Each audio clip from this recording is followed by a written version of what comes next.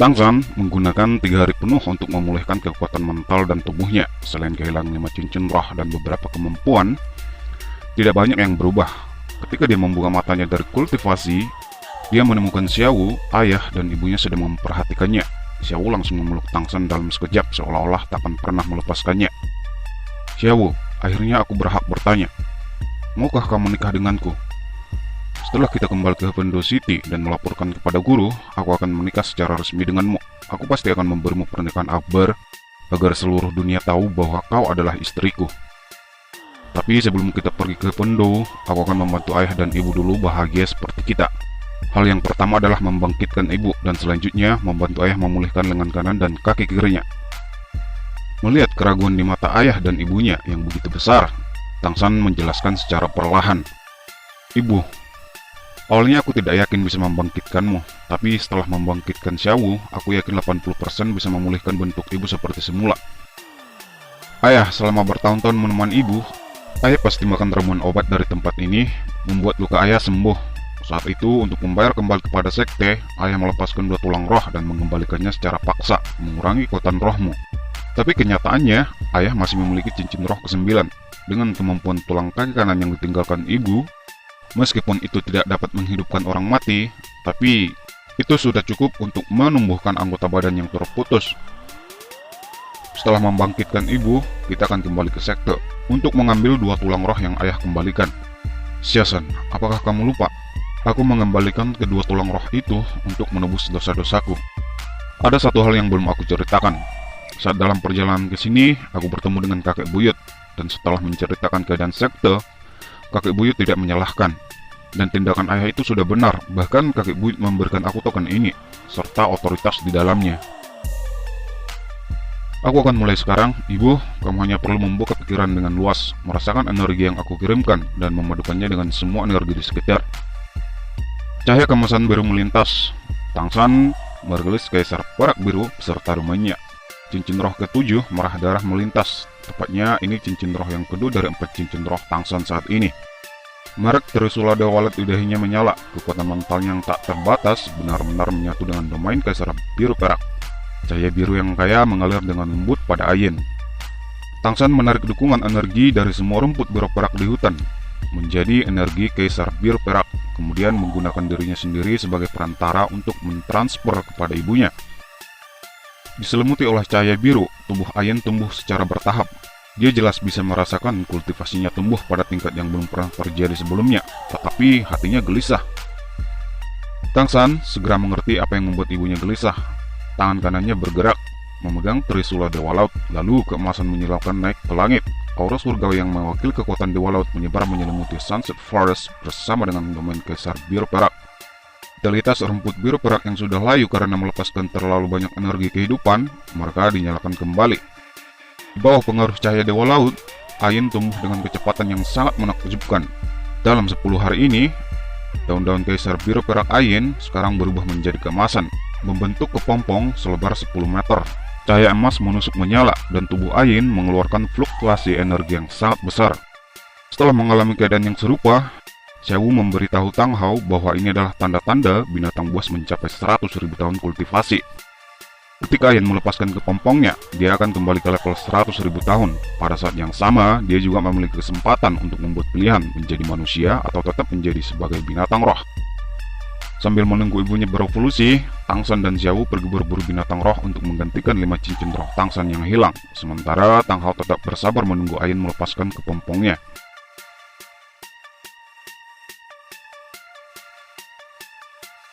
Dalam pemburuan, Tangsan telah mengganti 1 cincin rohnya, yaitu cincin roh keempat dari Pit Demon Spider Emperor berumur 50.000 tahun lebih. Dan dalam 3 hari ini, dia sudah menyerap 7 cincin roh berturut-turut yang berumur 50.000 tahun lebih. Mempunyai 12 cincin roh. Roh dari Kaisar Biru Perak sekarang berwarna hitam, hitam, hitam, hitam, merah, hitam, merah, merah, merah. Sementara roh Palu Hautian berwarna merah, hitam, hitam. Dari jauh, Tangsan sudah merasakan kebangkitan ibunya dari rumput biru perak di sekitarnya. Ketika mereka tiba di sumur es dan api yin yang, dia melihat ayahnya sedang memperhatikan ibunya, seolah-olah tidak percaya. Nantian selama 25 tahun, istri tercintanya, ibu dari putra mereka, akhirnya berdiri di depannya. Tang Hao tidak bisa lagi menahan perasaannya. Melingkari istrinya dengan satu tangan, menarik erat, menangis dengan keras. Melihat adegan ini, Xiao juga tak bisa menahan tangis bersembunyi di pelukan Tang San. Tang San juga menangis, tetapi ini adalah tangisan bahagia. Seluruh keluarganya akhirnya dipersatukan kembali. Dia sudah menunggu terlalu lama. Dia merasa seperti tidak ada yang harus diperjuangkan lagi. Bahkan, kursi Dewa Laut tidak cukup untuk menariknya.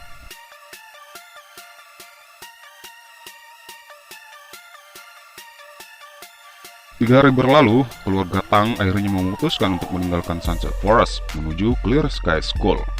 Ada beberapa alasan kenapa Tang San harus kembali ke sekte Haltian. Untuk membantu ayahnya dengan cepat meregenerasi lengan dan kakinya. Untuk membuktikan 3 syarat yang diajukan oleh tetua, tentunya dia juga ingin melihat bagaimana keadaan Logo setelah 5 tahun ini. Apakah Logo sudah berhasil membuat 3 senjata tersembunyi teratas? Ketika keluarga Tang tiba di gerbang desa, sama seperti sebelumnya, waktu Tang San pertama kali mengunjungi sekte. Tatapan tidak ramah dan menghalangi mereka. Silahkan pergi, kami tidak menyambut orang luar di sini. Tang San tidak mau ambil pusing, langsung merilis roh Valu Haltian dengan 3 cincin roh berwarna merah hitam-hitam. Bahkan orang yang menghalangi mereka menjadi ketakutan. Cepat lapor ke sekte, beritahu mereka bahwa ayah dan anak Tang Hao dan Tang San telah kembali bersama keluarga. Tak lama kemudian, satu orang berjalan keluar dari kerumunan penduduk desa. Dia adalah Tang Yu, orang yang menemani Tang San waktu pertama kali mengunjungi sekte. Tetapi karena sekte masih disegel dan status Tang Hao di sekte sangat sensitif, Tang San yang duluan kembali ke sekte bersama Tang Yu untuk menjelaskan, sementara ayah dan ibunya, serta Xiao menunggu di desa. Tidak mau membiarkan ayahnya menunggu lama, Tang San memegang pundak Tang Yu. Hanya dengan tarikan napas, mereka sudah tiba di puncak gunung tempat sekte berada. Tang San, kamu bahkan lebih menakutkan sekarang daripada terakhir kali kamu kembali. Hanya saja entah bagaimana aku merasa kamu memiliki niat buruk. Memasuki sekte, Tang Yu menyuruh Tang San untuk menunggu, lalu pergi memberitahu pemimpin sekte. Selang beberapa menit, Tang Xiao datang sendiri menghampiri Tang San. "Xia San, kamu akhirnya kembali." Tang San buru-buru melangkah maju, jatuh satu lutut. "Kamu kembali dari Pulau Dewa Laut?" Tang San hanya mengangguk. "Paman, kali ini aku kembali dengan harapan dapat memberi obat untuk kakekku. Ayahku juga datang dan berharap kembali diakui sekte dan menawarkan upacara untuk kakek." "Xia San, apakah kamu masih ingat 3 persyaratan yang diajukan tetua?" "Tentu saja aku tahu. Berkultivasi ke tingkat 80 atau lebih, memiliki kekuatan tingkat roh dolo, mendapatkan cincin roh 100.000 tahun, membunuh salah satu gelar dolo dari Spirit Hall. Paman, ayah masih menunggu di luar gunung. Bisakah paman mengumpulkan para tetua sekarang?" Meskipun Tang Xiao masih ragu apa yang dikatakan Tang San, dia tentu bersemangat ketika mendengar adiknya kembali ke sekte. Hanya saja, dia juga tidak ingin melihat kembalinya Tang Hao ke sekte untuk dikecam oleh para tetua dan murid sekte. Tak lama kemudian, sosok 5 tetua berjalan dalam barisan, sama seperti dulu ketika Tang San pernah bertemu dengan 5 tetua. Ketika mereka melihat Tang San, mereka sudah menduga bahwa Tang Xiao yang mengadakan pertemuan akan berhubungan dengan Tang San. 4 tetua pertama langsung berjalan ke 4 kursi teratas di aula. Hanya tetua ke-7 yang pernah bertarung dengan Tang San melangkah langsung ke arahnya, menatapnya beberapa kali. "Kamu kembali? Apakah ketiga persyaratan itu terlalu sulit? Kamu masih memiliki beberapa tahun lagi. Bekerja keras, jangan kehilangan muka untuk Clear Sky School kita." "Apakah Clear Sky School masih memiliki wajah untuk kalah?" Ajakan Tang San membuat para tetua langsung marah. Tetua ke-7 yang paling dekat dengan Tang San langsung mencoba menampar wajah Tang San, tapi dengan lambaian lembut dari Trisula Dewa Laut, tangan tetua ke-7 langsung memantul.